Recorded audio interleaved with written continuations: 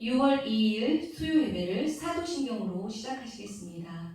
전능하사 천지를 만드신 하나님 아버지를 내가 믿사오며 그 외아들 우리 주 예수 그리스도를 믿사오니 이는 성령으로 잉태하사 동정녀 마리아에게 나시고 본디오 빌라도에게 고난을 받으사 십자가에 못 박혀 죽으시고 장사한 지 사흘 만에 죽은 자 가운데서 다시 살아나시며 하늘에 오르사 전능하신 하나님 우편에 앉아 계시다가 저리로서 산자와 죽은 자를 심판하러 오시리라. 성령을 믿사오며 거룩한 공회와 성도가 서로 교통하는 것과 죄를 사하여 주시는 것과 몸이 다시 사는 것과 영원히 사는 것을 믿사옵나이다. 아멘. 우리 함께 찬송가 410장 함께 찬양하시겠습니다. 우리 함께 찬송가 410장 함께 찬양하시겠습니다.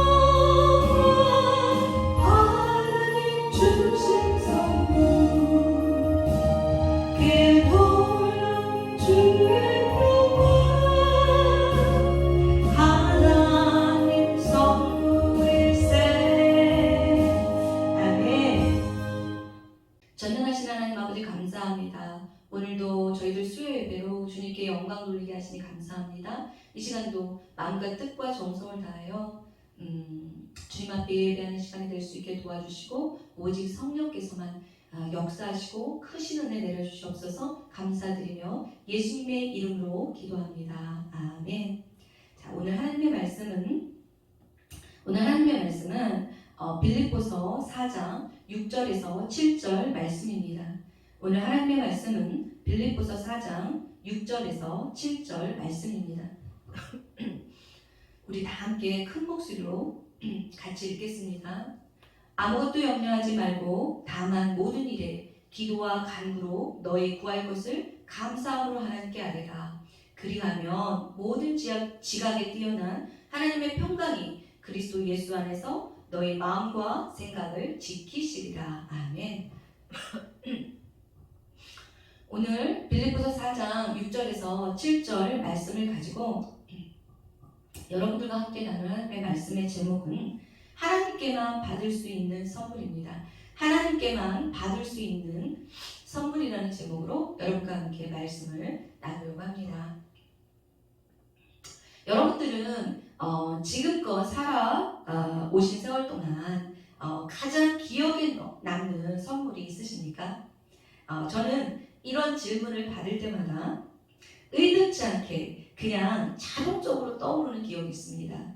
자, 그것은 명절 때마다 저희 작은 아버지가 저 주시려고 사오셨던 과자 종합 선물 세트입니다.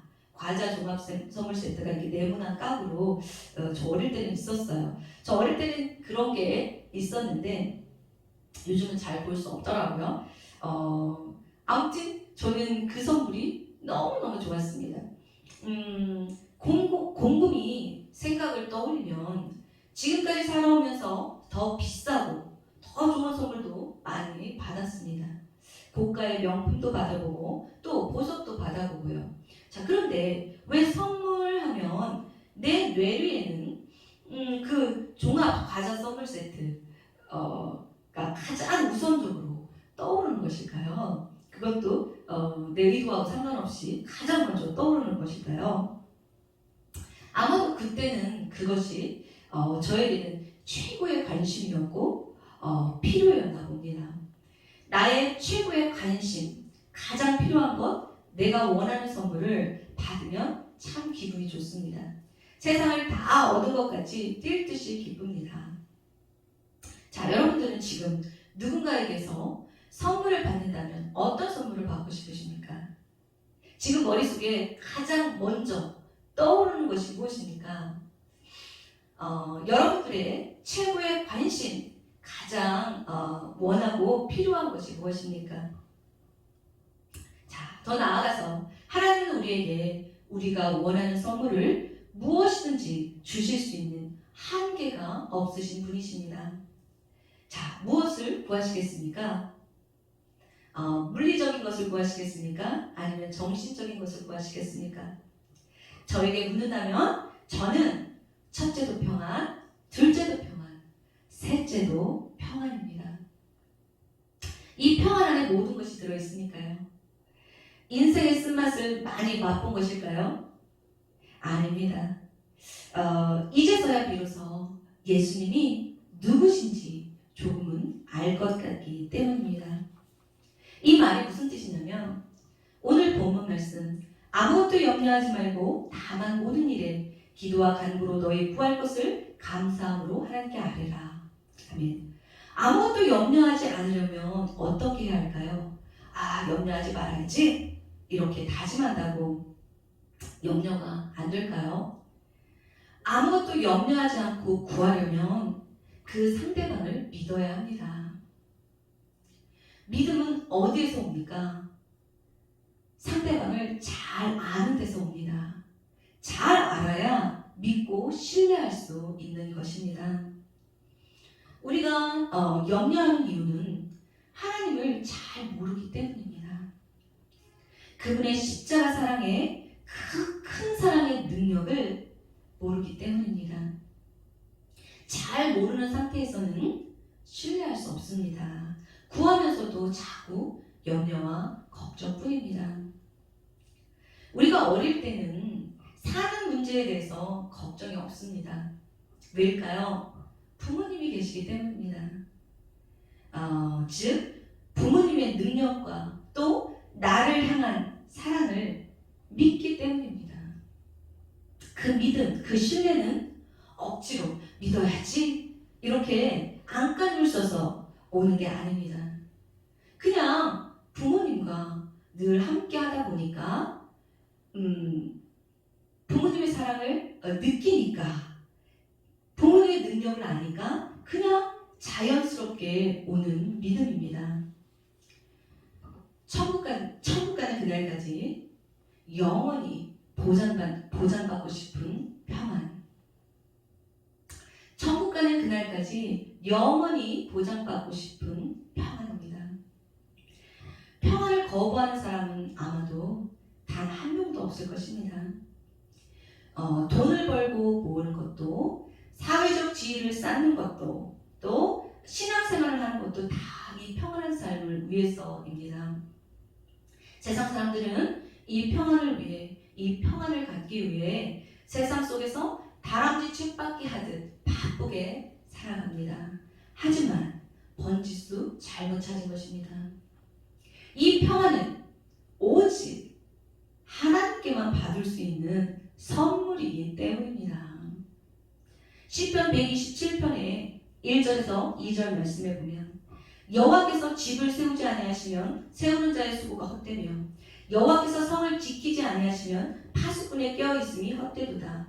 너희가 일찍이 일어나고 늦게 누우며 수고의 떡을 먹음이 헛되도다. 그러므로 여호와께서 그의 사랑하시는 자에게는 잠을 주시는도다. 아멘. 이 말씀은 사랑하는 자에게 평안을 주시겠다는 말씀입니다. 지금 얼마나 많은 사람들이 평안이 없어서 불면증에 시달리고 내일의 걱정 때문에 불안 속에 있습니까? 소망 없는 세상만 바라보며 소중한 목숨을 버리려는 사람들이 얼마나 많습니까? 그런데 오늘 주님은 우리에게 말씀하십니다.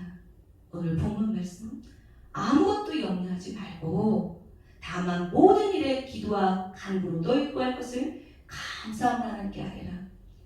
아무것도 염려하지 말고, 영어 성경에 보면요, 아무것도 염려하지 말고 but in every situation입니다.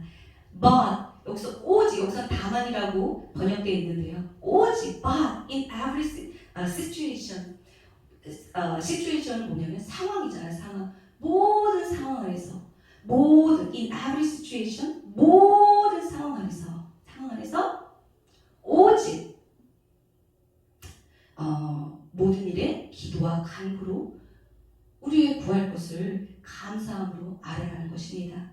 그리하면 모든 지각에 뛰어난 하나님의 평강이 그리스도 예수 안에서 우리의 마음과 생각을 지키신다고 말씀하십니다. 이 말씀을 확실하게 뒷받침해주는, 증명해줄 말씀이 있습니다. 바로 요한복음 14장 27절 말씀입니다. 평안을 너희에게 끼치노니 곧 나의 평안을 너희에게 주노라. 곧 나의 평안을 너희에게 주노라. 내가 너희에게 주는 것은 세상이 주는 것과 같지 아니하리니, 그러니까는 제가 넣은 거예요. 너희는 마음에 근심하지도 말고 두려워하지도 말라. 이 말씀이 무슨 뜻입니까? 평안을 이미 우리에게 주셨다는 것입니다. 예수님이 십자가에서 사명을 감당하심으로 우리에게 예수님의 이름으로 성령을 보내시고 우리 안에 이미 평안을 주셨다는 것입니다. 이 말씀이 빌립보서 4장 7절 말씀, 모든 지각에 뛰어난 하나님의 평강이 무엇입니까? 바로 성령이십니다. 이 평강이 그리스도 예수 안에서 너의 마음과 생각을 지키시겠다는 것입니다. 즉 우리에게 능력 주시는 자 안에서 모든 것을 하게 하시겠다는 것입니다. 그런데 여기서 우리가 분명히 알아야 될 것은, 믿음이야 육신의 것만 바라보는 것은 믿음이 아닙니다. 오병이어의 현장에서 떡에만 집중하고 주님을 보지 못한다면 그것은 믿음이 아닌 것입니다.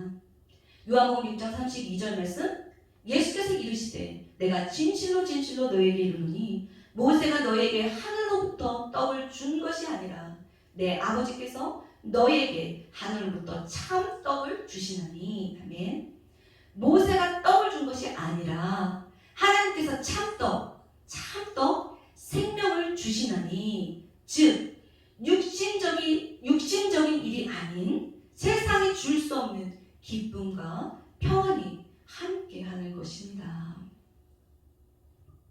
오늘 본문 말씀, 아무것도 염려하지 말고 다만 모든 일에 기도와 간구로 너희 구할 것을 감사함으로 하나님께 아뢰라. 그리하면 모든 지각에 뛰어난 하나님의 평강이 그리스도 예수 안에서 너의 마음과 생각을 지키시리라. 이 말씀은 결국 하나님이 아무것도 염려하지 말고 우리가 구할 것을 구하면 하나님의 방법으로 이루어 주신다는 말씀입니다.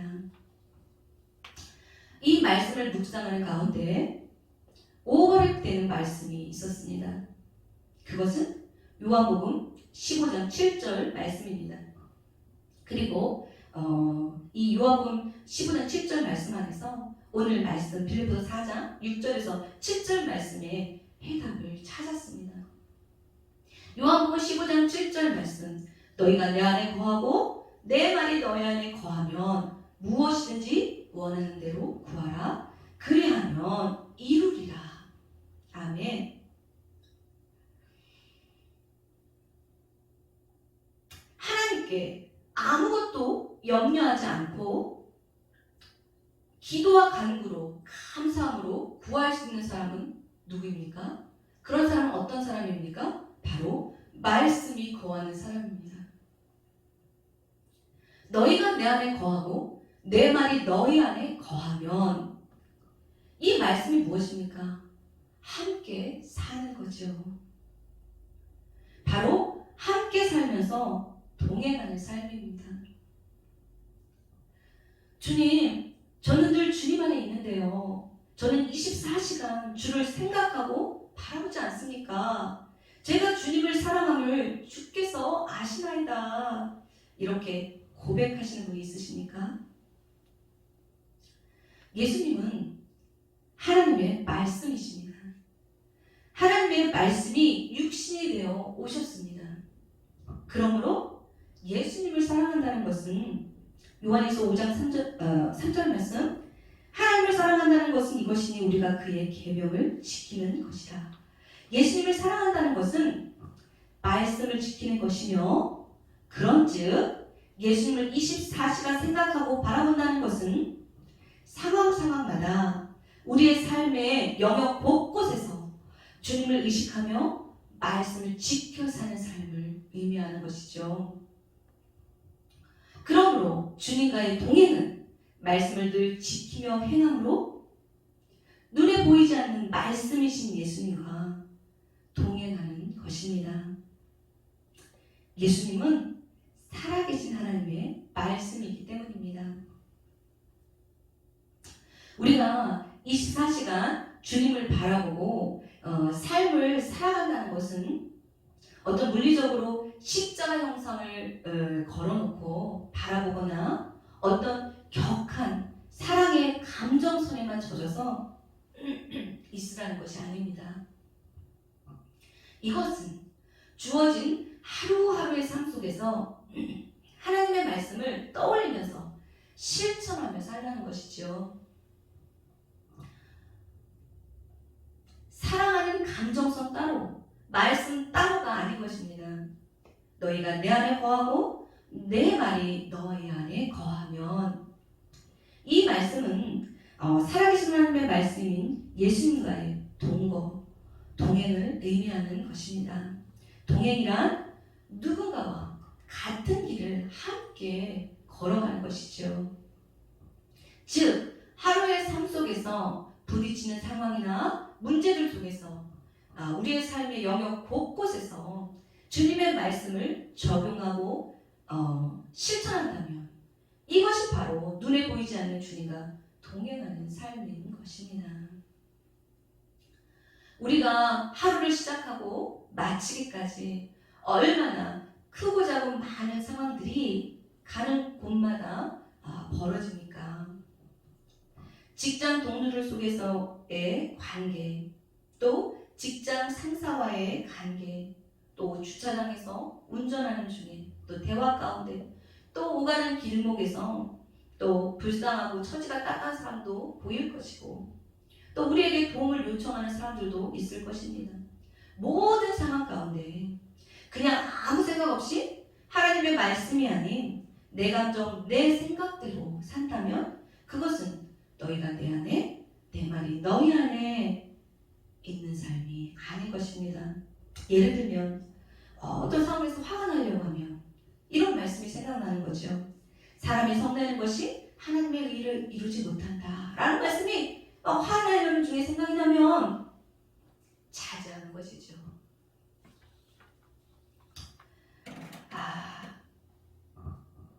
혹자는 이렇게 말씀하신 분이 있으실 겁니다. 어떻게 연약한 우리가 그렇게 말씀을 다 지키면서 삽니까? 그것은 너무 불가능합니다. 하나님도 다 아실 것입니다. 그건 오히려 짐입니다.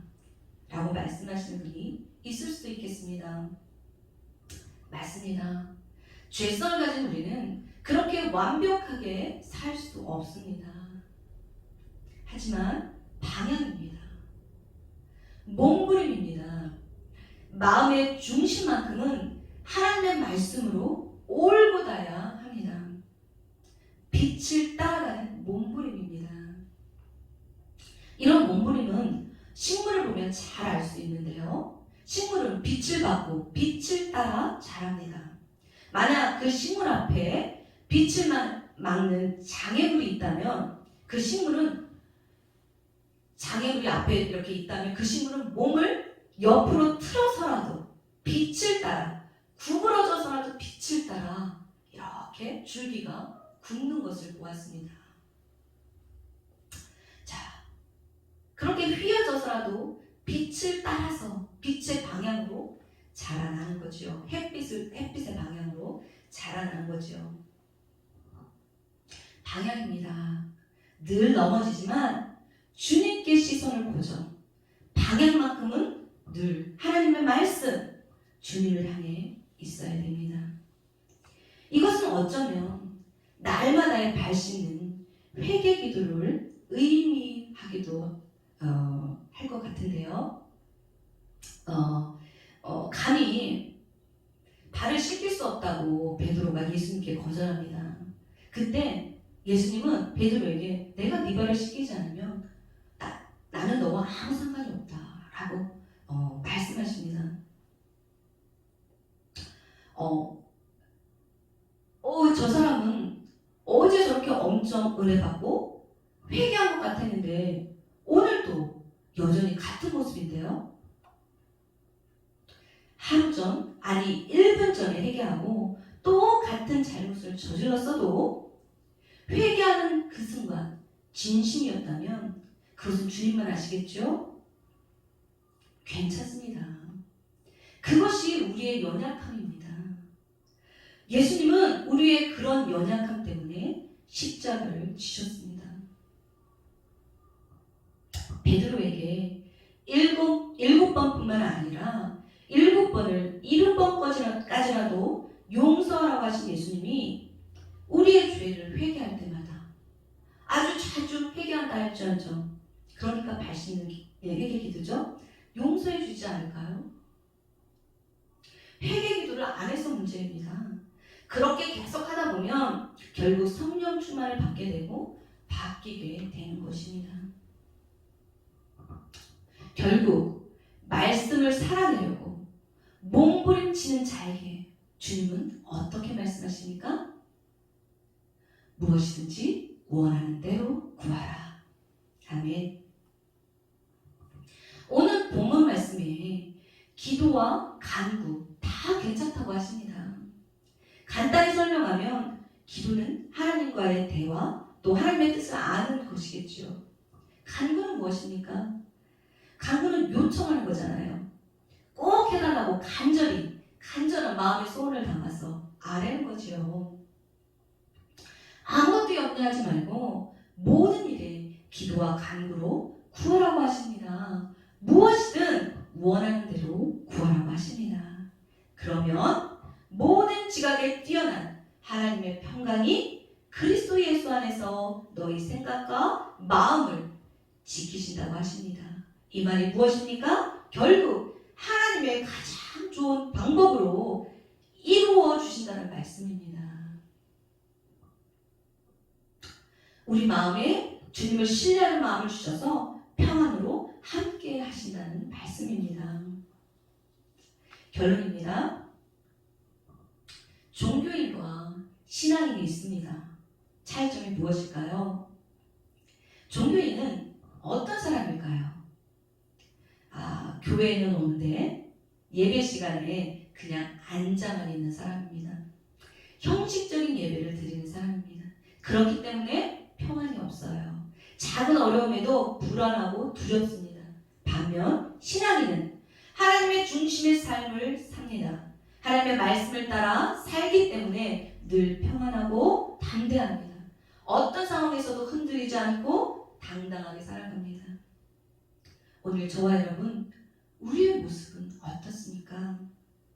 우리는 지금 종교인처럼 살고 있는지 아니면 참 신앙인의 삶을 살고 있는지 다시는 한번 우리 모두 점검하는 시간이 되었으면 좋겠습니다. 참 신앙인이 되는 길은 매 순간 하나님과의 함께하려는 노력이 필요합니다. 오늘 저와 여러분 이 시간 이후로 결단하여서 종교인이 아닌 참 신앙인으로서의 삶으로 평생 평안의 삶을 보장받는 하나님의 큰 선물을 받는 저와 여러분이 되시기를 예수님의 이름으로 축복합니다. 아멘. 기도하시겠습니다. 전능하신 하나님 감사합니다. 모든 것을 하실 수 있는 주님, 우리의 모든 삶을 축복해 주시고 주님이 주시는 평안 안에서 주님의 뜻을 이루어 주시옵소서. 감사드리며 예수님의 이름으로 기도합니다. 아멘. 주기도문으로 예배를 마치겠습니다. 하늘에 계신 우리 아버지여, 이름이 거룩히 여김을 받으시오며 나라가 임하옵시며 뜻이 하늘에서 이루어진 것 같이 땅에서도 이루어지이다. 오늘날 우리에게 일용할 양식을 주옵시고 우리가 우리에게 죄 지은 자를 사하여 준 것 같이 우리의 죄를 사하여 주옵시고 우리를 시험에 들게 하지 마옵시고 다만 악에서 구하옵소서. 대개 나라와 권세와 영광의 아버지께 영원히 있사옵나이다. 아멘.